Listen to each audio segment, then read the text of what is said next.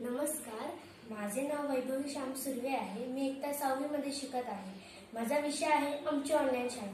जगामध्ये कोरोनाचं संकट आल्यामुळे मला थोडासा आनंद झाला की सगळीकडे बंद आहे आणि मी घरी राहून काय करायचं आता मी काय करायचं मला असा प्रश्न पडला। नंतर मला एक आयडिया आली, आपण एखादे क्राफ्ट करू किंवा मम्मीला मदत करू किंवा मग कुकिंग करू। मग नंतर मी कुकिंग करायला शिकले, परत क्राफ्ट करायला खूप सारे शिकले। मग नंतर मला थोडा बोर व्हायला लागलं। आता बोर झालं, मग नंतर मला थोड्या दिवसांनी मेसेज आला की तुमची ऑनलाईन शिक्षण सुरू झाले। मी खूप आनंद झाले। मग नंतर माझा जेव्हा तो दिवस आला ऑनलाईन शिक्षणाचा, मी तो ऍप खोलून उघडला। मी एवढी आनंद झाले की माझी टीचर समोर आहे आणि मला खूप चांगलं वाटलं त्या टीचरला बघून, मी तिच्याशी बोलून, माझ्या फ्रेंड्सला बघून मला खूप आनंद झाला।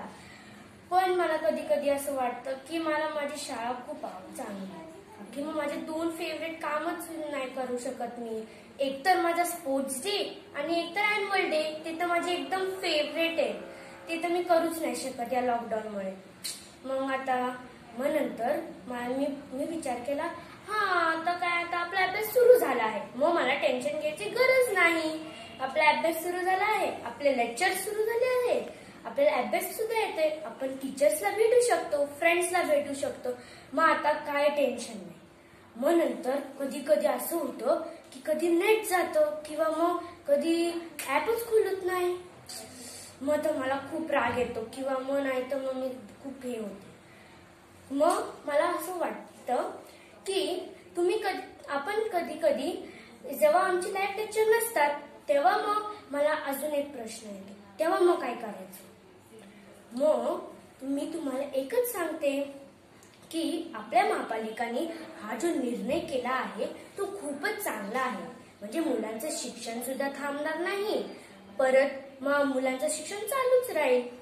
आपल्या महापालिकाने आपल्याला शिक्षण पोहोचवण्यासाठी खूप सारे ऍप खोलले आहेत। तसे माझे 2 ऍप आहेत, एक आहे व्हॉट्सअप ऍप आणि एक आहे नेक्स्ट लर्निंग प्लॅटफॉर्म।